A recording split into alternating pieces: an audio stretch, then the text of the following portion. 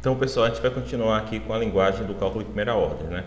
Então, hoje a gente vai falar de maneira um pouco mais sistemática dessa linguagem do cálculo de predicados de primeira ordem, cálculo quantificacional clássico, né? Vale relembrar um pouco de como era essa linguagem, né? Então, na linguagem geral do cálculo de predicados de primeira ordem, a gente tem um conjunto enumerável, ou seja, infinito, mas que pode ser colocado numa correspondência 1 a 1 com os números naturais, né? Então, lembra, a gente precisava de um conjunto enumerável de constantes individuais. Como é que a gente fez isso? A gente fez isso pegando as letras do começo do alfabeto, por exemplo, A, e colocando subscritos. Então, a gente tem a constante a constante A1, a constante A2, etc, né? Claro que na enumeração correta, a gente tem que colocar na seguinte ordem, né? A, B, C, etc. A1, B1, C1, etc. A2, B2, C2, etc, né? Fazendo assim, a gente consegue enumerar todas, tá? Então, além disso, a gente precisa, para cada número natural maior que zero, maior ou igual a zero, né? Porque a gente pode ter predicados zerários, um conjunto enumerável de constantes de predicado n áreas, né? Então, a gente vai ter constantes n áreas de nível zero, ou seja, que não precisa de nenhuma constante individual, de nível 1, ou seja, que denota predicados, de nível 2, que denota relações binárias, etc, né? Um conjunto enumerável também de variáveis, né? Que é a mesma coisa do conjunto de constantes, só que a gente pega as letras mais do final do alfabeto, então x, y, z, etc, x1, y1, z1, etc, né? x2, etc. A gente vai continuando assim. Os operadores, né, que são os mesmos operadores do cálculo proposicional, vocês lembram bem, né, que é o conjunção, disjunção, tem a negação aqui antes, conjunção, disjunção, implicação material e o bicondicional, né? Os quantificadores, que é o quantificador universal para tudo e o quantificador existencial, existe ao menos um, e sinais de pontuação, que no caso aqui são os parênteses, tá? Então essa é a linguagem do cálculo de predicados em geral. Então esses dois primeiros conjuntos de elementos da linguagem, né? O conjunto enumerável de constantes individuais e o conjunto enumerável de constantes predicativas, são chamados de símbolos não lógicos, né? Por quê? Porque é aí que você vai colocar o conteúdo da sua formalização, né?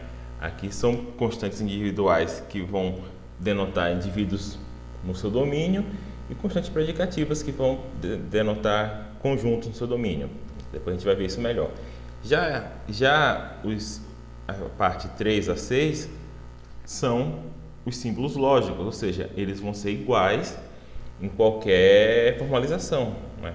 O conjunto de variáveis não precisa mudar, o conjunto de operadores vai ser igual, o conjunto de quantificadores e os sinais de pontuação, tá certo? Então você poderia objetar que na prática, por exemplo, nos exercícios que a gente fez até agora, a gente sempre acaba usando não mais do que uma dúzia de constantes individuais e predicados, né? A gente não define um número infinito de constantes individuais e predicados para formalizar qualquer área do conhecimento. Então, por que a gente tem que ter um número infinito delas? Você pode pensar. Aí, a questão é que a linguagem acima é uma linguagem geral do cálculo de predicados, né? Então, como a gente não pode definir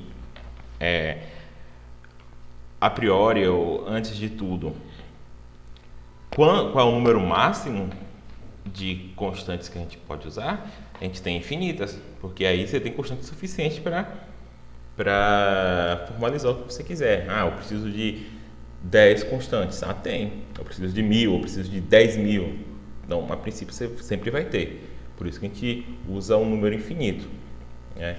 Então, uma linguagem de primeira ordem é qualquer subconjunto da linguagem geral, que inclua símbolos lógicos e pelo menos uma constante de predicados, né? Então, você quando for formalizar um argumento ou uma teoria, você não vai precisar da linguagem geral, você não vai precisar de todas as constantes, de todos os predicados. Mas você vai precisar apenas de um subconjunto. Isso vai ser uma linguagem de primeira ordem, que não é a geral. Tá? E é importante isso daqui, que você precisa de pelo menos uma constante de predicado. Interessante, que você não precisa. Você pode formalizar a teoria sem nenhuma constante individual, mas você precisa de constante de predicado. Por quê?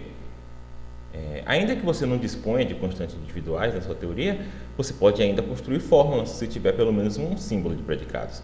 Né? Por exemplo, essa fórmula aqui. Ó. Tudo bem, aqui é uma fórmula aberta, mas não tem constantes individuais. Essa daqui também é uma fórmula aberta que não tem constantes individuais. Mas você pode escrever coisas como, por exemplo, para todo x, para todo y, sei lá, x está na relação com y. E aqui você não precisou de nenhuma constante individual. Então você consegue escrever fórmulas sem constantes individuais. Mas no cálculo de predicados de primeira ordem você não consegue escrever fórmulas sem pelo menos uma constante predicativa, né? Porque a gente não tem variáveis para predicados no cálculo de primeira ordem, né? Então sempre vai ter que ter uma constante predicativa, até porque, como a gente definiu, uma fórmula atômica, ela é uma constante predicativa seguida de uma constante predicativa de n lugares seguida de n termos, né? Então você vai ter sempre que ter pelo menos uma constante predicativa. Caso contrário, você não vai conseguir fazer nenhuma fórmula. Então vamos aqui dar um exemplo de linguagem de primeira ordem. Suponha que estamos formalizando sentenças de argumento e argumentos que falam de gatos, peixes e estrelas. E alguns deles em particular, como Miau, Cleo e Alpha Centauri, né? A gente meio que fez isso nas últimas aulas. Então a gente precisa de quê? A gente precisa aí de símbolos para denotar Miau, né? A gente está usando M. A gente precisa de um símbolo para denotar Cleo, que a gente está usando C. A gente precisa de um símbolo para denotar Alpha Centauri, a gente estava usando A. A gente também vai precisar de símbolos predicativos, né? De constantes predicativas para denotar propriedades e relações entre esses indivíduos, né? Então a gente vai precisar de um símbolo para denotar X é um gato, a gente estava usando G maiúsculo, né? X é um peixe, vamos dizer que a gente usa o P, X é uma estrela, a gente usa um E. Tá bom. Então a gente já tem aí nosso estoque de símbolos não lógicos que a gente vai usar. E a gente vai poder formar frases como, por exemplo, Miau é um gato, Cleo não é um gato, Alpha Centauri não é um gato, Miau não é um peixe, Cleo é um peixe, Alpha Centauri não é um peixe, etc. Né? Então a gente poderia chamar essa linguagem de L1 e a gente poderia simplesmente especificar essa linguagem com todos os símbolos que ela possui. Ela possui A, C, M, G, E, P.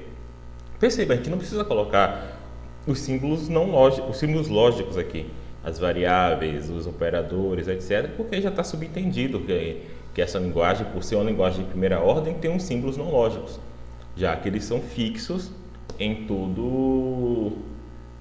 toda a linguagem de primeira ordem, né? Então, nessa linguagem aqui, por mais que ela só tenha esses símbolos, eu posso muito bem escrever: existe um X, esse aqui toda hora eu boto esse parênteses, não precisa, tal que X é um gato, né? Porque tanto as variáveis como os quantificadores, ela já vem, vamos dizer assim, de graça, porque toda a linguagem de primeira ordem vai ter essas coisas. Vamos ver outra linguagem de primeira ordem. Se a gente está formalizando, por exemplo, demonstrações aritméticas, a gente precisa, então, de símbolos para os números naturais, né? E a gente precisa também de alguma relação. Vamos dizer que a gente está interessado em formalizar sentenças com a relação x é menor que y. A gente pode chamar ela de M. M, x é menor que y. Ou x é o número par. Aqui é uma relação, aqui é uma propriedade. Então a gente pode usar o P. Então aqui a gente vai ter também, nessa linguagem vai ter constantes. Agora perceba, aqui a gente vai precisar de um número infinito de constantes. Por quê? Porque existem um número infinito de números naturais. Então a gente vai usar a constante A, vamos dizer para 0, A1 para 1, né? Etc. Sendo que a constante AN é para o número N, seja qual for esse número, só que aí continua com a N-1, etc. E além disso, a constante predicativa M, né, que denota uma relação, e a constante predicativa P, que denota uma propriedade. Né? Então, em cada domínio de investigação que a gente esteja pretendendo trabalhar, em cada teoria que fazemos, a gente utiliza um subconjunto da linguagem geral do cálculo de primeira ordem, como foi definido anteriormente. Esses subconjuntos devem incluir obrigatoriamente, como eu disse, todos os símbolos lógicos, variáveis e operadores, quantificadores e parênteses. Por isso que quando a gente escreve a linguagem aqui, a gente não precisa colocar isso, porque ele tem que ter. Tá? Então, é redundante a gente escrever. Tá. Uma expressão da linguagem de primeira ordem é qualquer sequência finita de símbolos daquela linguagem. Né? Porém, nem toda expressão são bem formadas. Tá? Aqui eu discordo um pouco do Mortari, sabe? Eu acho que é melhor você chamar só as expressões bem formadas como expressões da linguagem, né? Porque para mim a linguagem não é só um conjunto de símbolos, mas também um conjunto de símbolos com regras. Mas tudo bem, do jeito que ele está fazendo assim, tem várias expressões da linguagem, algumas são bem formadas e algumas não são. Né? Então, os termos de uma linguagem de primeira ordem são, os termos, né? A gente chama essa noção de termo, são suas variáveis inconstantes. Um termo, em lógica, é mais ou menos, tem relação com o que a gente chama na linguagem natural de nome, né? Então, termos, quais são as coisas que funcionam como nome no cálculo de predicados? São as constantes individuais e as variáveis individuais. Tá? Então, sendo L uma linguagem de primeira ordem, dizemos que se P é um símbolo de predicado em área, ou seja, é um símbolo de predicado com N lugares, para um número natural maior ou igual a zero, né? Ele pode ter 0 lugares, 1 lugar, 2 lugares, não pode ter um número negativo de lugares. Tá? E T1 até Tn são termos, ou seja, são variáveis ou são constantes, então isso daqui é uma fórmula atômica, tá? Então essa aqui é a cláusula que define o que são fórmulas atômicas. Se a gente estiver pensando que isso daqui é uma definição recursiva ou indutiva, essa daqui é a base da indução, tá? Então aqui você está começando a construir o conjunto de nossos termos da nossa linguagem. Esses aqui são os primeiros termos que está construindo o conjunto de fórmulas bem formadas da nossa linguagem. Esse aqui são as primeiras fórmulas que entram no conjunto, são as fórmulas básicas ou atômicas, né? Então aqui essas outras cláusulas são passo indutivo, né? Ou seja, se tal coisa está no conjunto, tal coisa também está. Né? Então, se alfa e beta são fórmulas, né? Lembre que alfa e beta aqui são constantes, são variáveis metalinguísticas. Se alfa e beta são fórmulas, então não alfa, alfa e beta, alfa ou beta, alfa e beta, se alfa, então beta, alfa, se somente se beta também são fórmulas, e essas são fórmulas moleculares, tá? Só lembrando que essa cláusula aqui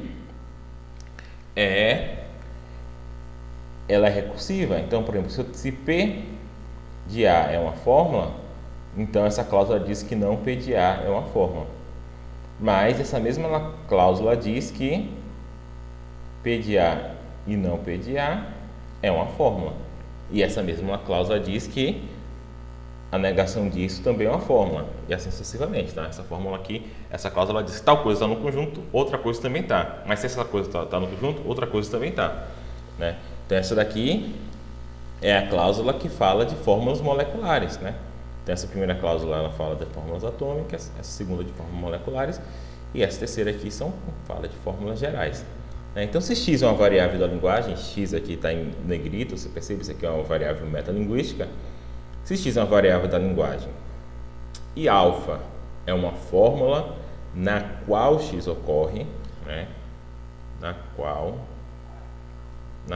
x ocorre, então para todo x alfa e para todo y alfa são fórmulas gerais. Então, por exemplo, se P for um predicado de um lugar, Px é uma fórmula atômica aberta. Logo, para todo x Px também é uma fórmula, existe um x Px também é uma fórmula, tá certo? E essa última cláusula aqui é uma cláusula que diz nada mais é uma fórmula, ou seja, só são fórmulas da linguagem, coisas que eu consigo formar, são só fórmulas bem formadas da linguagem, fórmulas que eu consigo formar a partir da aplicação reiterada dessas cláusulas. Se eu não conseguir formar, então não é uma fórmula bem formada, tá? Então essa definição repete as 3 cláusulas que já havíamos visto e acrescenta uma nova. Note primeiramente que a cláusula 1, o valor de n pode ser igual a 0. Lembra que a gente pode ter predicados zerários, né? Tipo, sei lá, C pode ser um predicado zerário que fala da constante, expressa a propriedade, no caso aí é uma proposição, chove. A cláusula 4, por outro lado, garante que apenas as expressões definidas a partir das cláusulas 1 e 3 sejam fórmulas. Tudo mais não é. Tá? Isso evita que eventualmente pudessem ter outras expressões que fossem fórmulas, mas cujas regras de formação não conhecemos. Está dizendo assim, olha só, fórmula é só coisas que a gente pode formar desse jeito. Se não pode formar, é uma fórmula mal formada. Tá? Como eu havia mencionado, o tipo de definição que demos acima é indutiva ou recursiva, né? Porque a cláusula 1 é a base da indução e as outras cláusulas são passos indutivos, ou seja, as outras cláusulas são recursivas.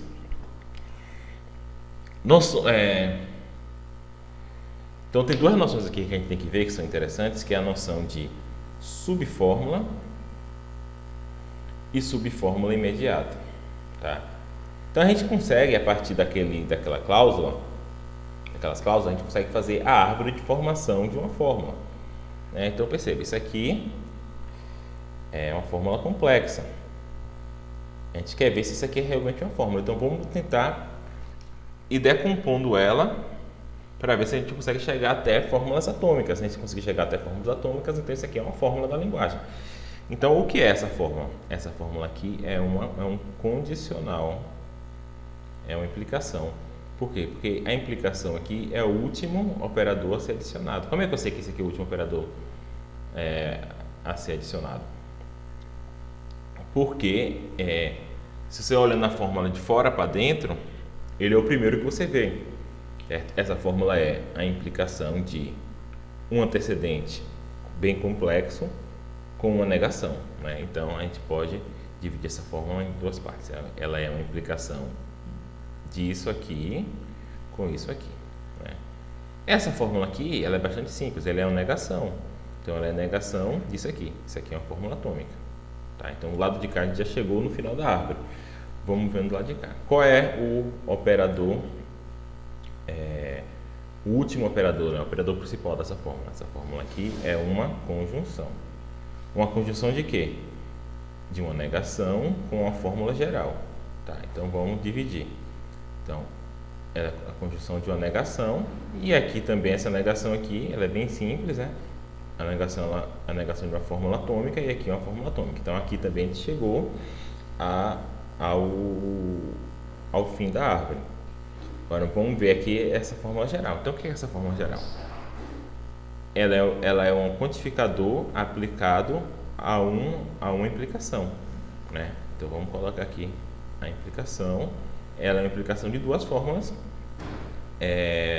atômicas, que é essa, que é essa. Tá? Então isso daqui é a árvore dessa fórmula, né? E daí você percebe que tudo que está na árvore dessa fórmula são subfórmulas dessa fórmula. Né? Então essa fórmula aqui grande, ela tem PB como subfórmula, ela tem não PB como subfórmula, ela tem QX como subfórmula. Né? Então isso aqui são as fórmulas que compõem essa fórmula complexa, né? E a subfórmula imediata também, as subfórmulas imediatas, essa noção também é simples. As subfórmulas imediatas são aquelas que estão um passo depois na árvore, né? Então as subfórmulas imediatas desse condicional aqui são, deixa eu pegar aqui outra cor. As subfórmulas imediatas desse condicional é isso daqui e isso daqui. Só. Porque eu estou falando aqui das subfórmulas imediatas, não de todas as subfórmulas. Agora, se eu quero saber quais são as fórmulas imediatas dessa conjunção aqui, aí é essa negação e essa fórmula geral, tá? É bastante intuitivo essas noções, né? Vou tentar agora explicá-las de maneira mais formal, né? Então, o que é a noção de subfórmula, tá? Ela é definida a partir dessas 4 cláusulas. Cláusula 1, fórmulas atômicas. Não tem... Tá, a gente vai ficar aqui a noção de subfórmulas imediatas, tá? A gente consegue definir a noção de subfórmulas facilmente a partir da noção de subfórmula imediata. Então, fórmulas atômicas não têm subfórmulas imediatas, né? Perceba, na fórmula atômica não tem nada aqui na árvore que vem depois delas, logo depois. Então, ela não tem subfórmula imediata. A subfórmula imediata de uma negação é a sentença que ela está negando, né? As subfórmulas imediatas de alfa e beta, alfa ou beta, se alfa então beta, alfa, se somente se beta, são alfa e beta.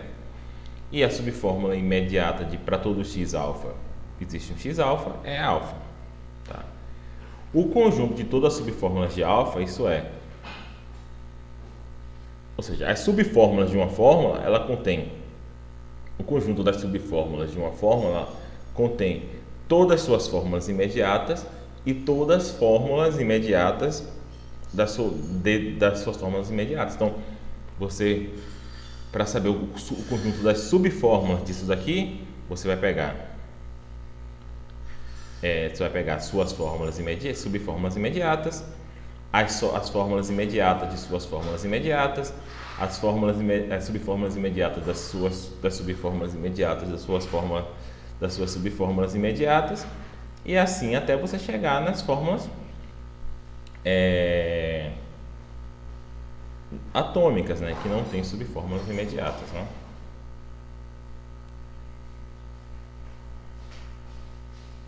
Então, os quantificadores, eles agem apenas sobre a subfórmula que inicia logo após a utilização da variável, né? Ou seja, e essa noção aqui é importante. O âmbito de ação de um quantificador é chamado do seu escopo, tá? O escopo é onde o quantificador age, e ele só age na fórmula que está logo depois dele. Nas outras fórmulas que tiver na sua fórmula, ele não vai agir. Então, aqui, qual é o escopo desse quantificador aqui do universal nessa fórmula? É a fórmula que se segue dele. Qual é a fórmula que está seguindo logo após ele? Esse condicional aqui. Então, o escopo dele é esse aqui, ó. Então, ele está agindo aqui. Ele está falando para todo x, se x é p, x é q, né? Pode ser tipo, todo homem é mortal, né? Para todo x, se x é homem, x é mortal. Agora, nessa segunda fórmula, qual é o escopo desse quantificador aqui? Ele só está agindo aqui, ó, na fórmula que vem logo depois. Já esses dois quantificadores, eles estão agindo, tá? O primeiro ele está agindo nessa fórmula e o segundo nessa fórmula aqui, tá? Então, esse primeiro para todo x, ele só vale para a fórmula px, ele não vale para outra fórmula, até porque a outra fórmula nem tem x. Mas ela poderia ter, por exemplo, eu escrevi assim, para todo x, se para todo x, x é homem, então para todo x, x é mortal. Então, esse para todo x aqui, ele só está agindo aqui, e esse para todo x aqui, ele só está agindo aqui. E perceba que essa sentença aqui que eu disse, se todo x é homem, todo x é mortal, é diferente de para todo x, x é homem, então x é mortal. Aqui eu tenho um quantificador só, que ele está agindo sobre toda essa sentença aqui, toda essa fórmula, né? Então a primeira fórmula, ela está dizendo o seguinte: se todos os indivíduos no domínio são homens, todos os indivíduos no domínio são mortais, né? Enquanto essa primeira está dizendo assim, para todo x do domínio, se x for homem, não está falando de todos os x do domínio, está falando só dos x do domínio que são homens, esses também são mortais, tá? Então, elas têm condições de verdade diferentes, a gente vai ver depois. Então, dizemos agora que uma ocorrência de uma variável x é ligada, tá? Essa noção aqui também é importante, variável ligada. Então, nós dizemos que uma ocorrência de uma variável é ligada numa fórmula alfa qualquer, se aquela variável x faz parte de um quantificador ou está no escopo de um quantificador para x em alfa. Por exemplo, aqui x está ligado. Ó, então, todos os x aqui estão ligados. Esse x aqui está ligado porque ele está no quantificador, ele faz parte do quantificador. E esse x aqui, ele está ligado porque esse quantificador aqui, deixa eu mudar aqui de cor. Esse quantificador aqui, qual é o escopo dele? É toda a fórmula que está depois dele, logo depois dele, que é esse daqui. Então perceba que esse segundo x aqui, ele está dentro do escopo desse quantificador. O primeiro x, ele está no quantificador, né? Ele faz parte do quantificador, e esse segundo x está no escopo do quantificador. Então essa variável aqui x, ela está ligada, tá? Essa variável aqui z, ela não está ligada, ela está livre, porque ela não tá no escopo de um quantificador para z. Perceba, o único quantificador que eu tenho para z nessa sentença é esse quantificador aqui. Só que qual é o escopo desse quantificador? A fórmula que vem logo depois dele, que é essa daqui. Então, esse primeiro z aqui está ligado. Está ligado a esse quantificador aqui. Esse segundo z aqui não está ligado. Ele está livre. Tá? Então, qualquer ocorrência de alguma variável x em uma fórmula que esteja fora do escopo de qualquer quantificador, ele é chamado de ocorrência livre dessa variável, né? Então, como eu disse, aquele z ali, ele está livre. Então, a última ocorrência de z na fórmula está livre, né? Uma fórmula chamada de fórmula aberta, se ele possui pelo menos uma ocorrência livre de alguma variável, né? A gente vai ver depois que fórmulas abertas não vão ter valores de verdade, né? Então, nessa fórmula aqui, ó, esse f aqui, ou esse w aqui, ó, ele está livre. Porque ele não está no escopo de nenhum quantificador. Esse quantificador aqui que está quantificando W, o escopo dele só é essa fórmula aqui. Então, esse W aqui, ele está ligado. Mas não importa. Uma fórmula que contenha pelo menos uma variável livre, a fórmula toda é livre. Tá? Não importa se ela tem várias outras variáveis ligadas. Se ela tem uma variável livre, ela é uma fórmula livre. Você não vai mais nem procurar os outros. Então, uma fórmula chamada de fechada, né? Então a gente está falando aqui de fórmula aberta, quando ela tem pelo menos uma variável livre, e uma fórmula chamada fechada, se ela tem todas as variáveis ligadas, ou não tem variáveis, né? Tá certo? Então, vamos ver aqui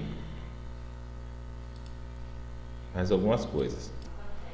Então, como eu estava falando também na última aula presencial, tem algumas convenções que a gente utiliza para evitar alguns parênteses desnecessários, tá?